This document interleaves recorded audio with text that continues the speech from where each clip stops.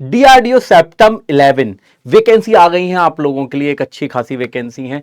कितना डिफरेंस है सेप्टम 10 और सेप्टम 11 में, और यहां पे वैकेंसी के साथ में कितने चेंजेस डीआरडीओ ने किए हैं इस बार की वैकेंसी में, ऐसी बहुत सारी बात करने हम आए हैं। और साथ में क्या आपकी सैलरी रहेगी, इनहैंड सैलरी क्या रहेगी, और इसके अलावा आपकी जॉब प्रोफाइल क्या रहेगी, ऐसा क्या है जो डीआरडीओ में आपको करना होगा। तो अगर आपके भी ऐसे डाउट हैं तो हम इन सारे डाउट्स की बात यहां पे इस सेशन में करने वाले हैं। सबसे पहले मैं आपको बता देता हूं कि एक इंपॉर्टेंट डेट्स क्या क्या है डीआरडीओ में। अगर आपको वैकेंसी पता है आपको, और अगर आपने फॉर्म नहीं भरा है तो ध्यान रखिए भाई, 1 जनवरी से पहले इस फॉर्म को फिल कर दें, क्योंकि लास्ट डेट है फॉर्म फिल करने की 1 जनवरी। ठीक है, और फॉर्म फिल कर दिया है तो भाई करेक्शन की डेट, अगर गलती से कोई करेक्शन हो गया तो 3 तारीख तक 4 तारीख तक उसको भी चेक कर लें।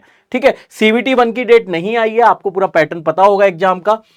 सबसे पहले मैं आपको बता देता हूं वैकेंसी के बारे में। भाई सेप्टम 10 में एक भरमार वैकेंसी आई थी और करीब करीब 58% वैकेंसी इस बार डाउन है। मतलब आप ये समझ सकते हो कि भाई वैकेंसी डाउन है, मतलब कट ऑफ भी हाई जाएगा, है ना, क्योंकि वैकेंसी कम हो गई कंपैरेटिवली। कितनी कम हो गई है एक बार देख लेते हैं भाई। तो पहले सेप्टम 10 में आई थी सीनियर टेक्निकल साइंटिस्ट की 1075 वैकेंसी, और अब बेटा आई है केवल 561 वैकेंसी। मतलब मेहनत बहुत ज्यादा करनी पड़ेगी, इस बात को समझ लो अब, क्योंकि अब इस बार के एग्जाम में वैकेंसीज कंपैरेटिवली बहुत ज्यादा कम है। तो जो लास्ट ईयर के सिनेरियो होंगे उससे यहां का सिनेरियो करीब करीब हाई रहेगा हर चीज का, क्योंकि यहां पे क्या है, वैकेंसी हाफ हो गई है, हाफ भी नहीं कहूंगा, 58% डाउन हो गई है भाई। देख लो एक बार, अगर मैं इलेक्ट्रॉनिक्स की मैकेनिकल की बात करूं 294 पहले आई थी, अब आई है 127 वैकेंसी।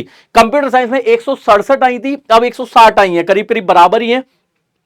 और इलेक्ट्रॉनिक्स और ईसी में 192 वैकेंसी थी, जिसमें अब आई है 111 वैकेंसी। यहां पे आप देख सकते हो। तो सबसे पहले यह चीज समझना बहुत जरूरी है कि भाई इस बार वैकेंसी कम हुई है तो तैयारी करनी पड़ेगी। जो बच्चे अब ये सोच रहे थे कि प्रीवियस ईयर के पैटर्न पे हम लोग चले, तो क्वेश्चन का पैटर्न जो पेपर है उसका भी एग्जाम पैटर्न उन्होंने चेंज कर दिया है। आप देख पा रहे हैं कि सेप्टम 10 में सिनेरियो वही है, सीवीटी 1 देना पड़ेगा। यहां पे आपका क्या होगा, केवल क्वालिफाइंग होगा, स्क्रीनिंग राउंड है जिसमें 120 क्वेश्चन था, 2 घंटे का पेपर था, है ना, 120 क्वेश्चन का था, 90 मिनट का, 1.5 घंटे के 2 पेपर थे, जिसमें एक आपका था प्रोविजनल सिलेक्शन के लिए टेक्निकल का, जिसमें 100 क्वेश्चन थे, 90 मिनट थे। अब डीआरडीओ ने इसको भी चेंज कर दिया है, पैटर्न भाई बिल्कुल बदल दिया है। अब आपका सीबीटी 1 2 घंटे का होगा, जिसमें 150 क्वेश्चन होंगे, मतलब 30 मिनट बढ़ा दिए, 30 क्वेश्चन बढ़ा दिए।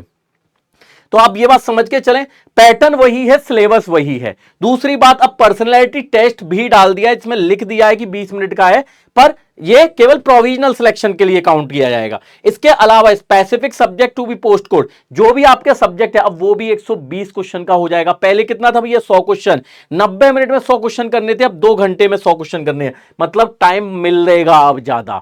हर क्वेश्चन का एवरेज टाइम अब 10 मिनट एक्स्ट्रा बढ़ा दिया गया है, ओवरऑल पेपर का टाइमिंग। तो ये आप देख सकते हो कि ये चेंजेस सेप्टम 11 में डीआरडीओ ने किए हैं, जिससे अंतर आएगा, बहुत सारा अंतर आएगा। तो तैयारी आपको बहुत सोच समझ के, बहुत तरीके से करनी होगी, क्योंकि सबसे पहले आपको सीवीटी 1 निकालना है। ठीक है, पर इसके अलावा आप पैटर्न तो आपको पता है की सब तैयारी करनी है। डीआरडीओ का आपकी वैकेंसी आई है, आपका डीआरडीओ का बैच भी आ गया है, आप जो लेना चाहें ले सकते हैं।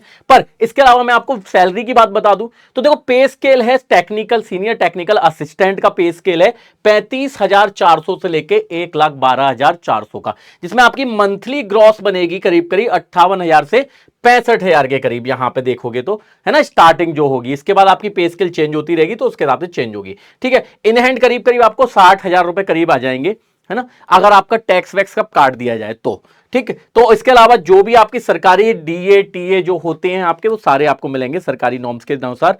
ठीक है, अगर आपने इसमें सिलेक्शन लिया तो आप जो ज्वाइन करते हो, इसको ज्वाइन करने के लिए आपके पास यहां पे सीनियर टेक्निकल असिस्टेंट बी, इसकी वैकेंसी है ये।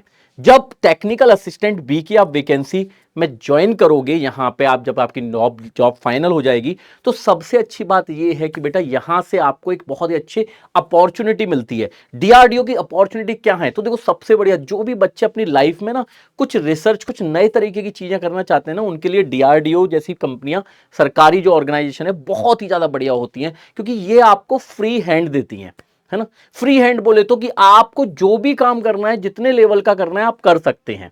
तो यहां पे सबसे पहले आप सीनियर टेक्निकल असिस्टेंट की जॉब पे जाएंगे, जिसमें आपका काम क्या होगा, आप किसी बड़े साइंटिस्ट को असिस्ट करेंगे, और जो कि आपके लिए बहुत ही अच्छी बात होगी, क्योंकि कहीं ना कहीं आप जो देश की वृद्धि के लिए जो डीआरडीओ नई, और वो क्या कहते हैं, आपके लिए जो मिसाइल्स बनती हैं, डीआरडीओ जो मिसाइल्स बनाता है जो हमारे देश की डिफेंस के लिए, है ना, उनमें आपका भी एक कोर काम होगा। ठीक है, तो इस तरह के काम आपको करने मिलेंगे, क्योंकि आपके लिए लाइफ के लिए बहुत ही चैलेंजिंग भी होंगे और मजेदार भी होंगे। ठीक है, अगर आपने यहां पे सीनियर टेक्निकल असिस्टेंट से आप ज्वाइन करेंगे, उसके बाद आप टेक्निकल ऑफिसर का प्रमोट होंगे, उसके बाद प्रोजेक्ट लीड होंगे, फिर आपको एक प्रोजेक्ट मिलेगा बकायदा कि भैया इस मिसाइल के लिए आपको ये वाला पूरा प्रोजेक्ट डन करना है। ठीक है, तो डीआरडीओ एक बहुत अच्छे काम का आपको प्रोजेक्ट, ऐसे प्रोजेक्ट मिलेंगे जो कि आपने कभी लाइफ में, मोनोपोली जिनको वर्क कहते हैं, मोनोपोली यानी कि आप ये समझिए कि कोई और दुनिया में नहीं करता वो काम, केवल सरकार करती है और सरकार के एम्प्लॉय करते हैं। तो ऐसे आपको काम करने के लिए मिलेंगे, जो कि आपके लिए भी एक अलग ही मजे का वो होगा, तो ये ध्यान रखिए। इसके बाद स्पेशलिस्ट ग्रेड बन जाएंगे, यानी कि आप एक फिक्स कोर में स्पेशलिस्ट हो जाएंगे, ये आपका मेन प्रमोशन होंगे। ठीक है, आपको मैं कैरियर और रिस्पॉन्सिबिलिटी बता देता हूं आप लोगों की, कि अगर आप डीआरडीओ में सिलेक्ट हो गए तो आप एज ए टेक्निकल असिस्टेंट रहेंगे, जिसमें आप साइंटिस्ट को असिस्ट करेंगे during experiment, test and prototype fabrication. कोई भी चीज होगी तो वहां पे आप किसी बड़े साइंटिस्ट को असिस्ट करेंगे, जो मैंने आपको बताया है।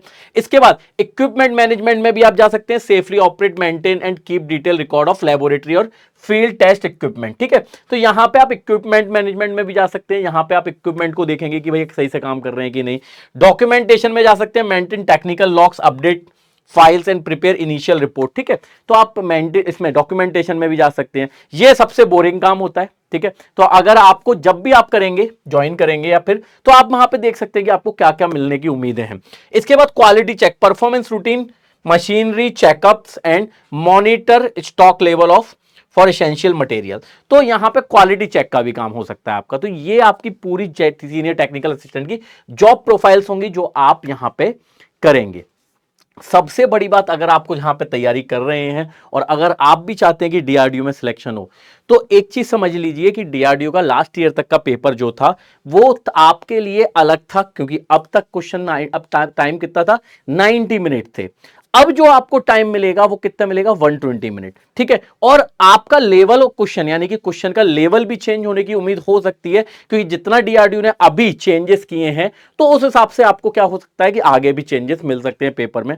तो जो तैयारी करें तो एक अच्छे अप्रोच से करनी है, ये समझ के करनी है कि हमें क्या पढ़ना है। सबसे पहले आप तैयारी के लिए ये सोचें कि हमें, है ना, सबसे पहले सीबीटी 1 को क्वालिफाई करना है। क्यों करना है, क्योंकि वो प्रोविजन स्क्रीनिंग राउंड है, उससे आपकी रैंक नहीं बनेगी, आपको क्या करेंगे, क्वालिफाइंग राउंड है वो। ठीक है, तो आपको सबसे पहले क्वालिफाई करना है, और जितने बच्चे क्वालिफाई करेंगे, जो 1/10 यानी जितनी वैकेंसी है उसके 10 गुना ज्यादा लोगों को ये क्वालिफाई कराएंगे। तो एक अच्छा रेशियो डीआरडीओ ने निकाला है, तो इसलिए समझ के चलिए कि इसकी तैयारी बहुत अच्छे से करनी भी पड़ेगी। दूसरी बात, वैकेंसीज कम है तो कट ऑफ हाई जाएंगे, तो एक अच्छे लेवल से पढ़ना पड़ेगा। तीसरी बात, जो भी आप पढ़ेंगे उसके लिए सबसे पहले आपको ये कोशिश करनी पड़ेगी कि टेक्निकल की जगह हमें पहले नॉन टेक पे फोकस अच्छे से करना होगा, ताकि हमारा सीबीटी 1 क्वालिफाई कर जाए, क्योंकि सीबीटी 1 आपका जो पेपर है वो आपका केवल और केवल नॉन टेक्निकल है। ठीक है, कुछ बच्चे कह रहे हैं सर जनरल नॉलेज और करंट अफेयर्स आएगा, नहीं बेटा, यहां पे DRDO current affair general knowledge नहीं देता। आपने देख लिया होगा, यहां पे एक बार मैं आपको दिखा देता हूं सिलेबस फिर से। तो यहां पे अगर आप देखेंगे तो सेप्टेम्बर 11 में जनरल साइंस है, साइंस के 40 क्वेश्चन आएंगे, इंग्लिश के 30 क्वेश्चन आएंगे, क्वांटिटेटिव एप्टीट्यूड जनरल मैथ के 40 क्वेश्चन आएंगे, और जनरल इंटेलिजेंस रीजनिंग के 40 आएंगे। यहां पे करंट अफेयर जनरल नॉलेज है ही नहीं, तो यह बात याद रखें।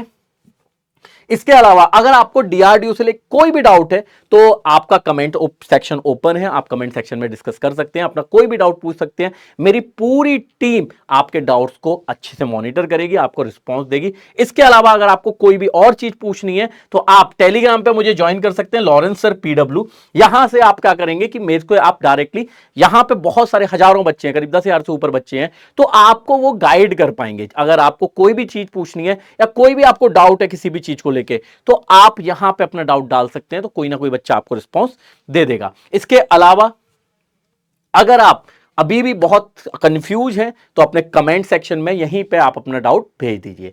मुझे उम्मीद है आपको ये सारी चीजें क्लियर होंगी। कोई भी डाउट होगा टेलीग्राम पे आप मेरे को मैसेज कर सकते हैं। तब तक के लिए शुक्रिया, धन्यवाद।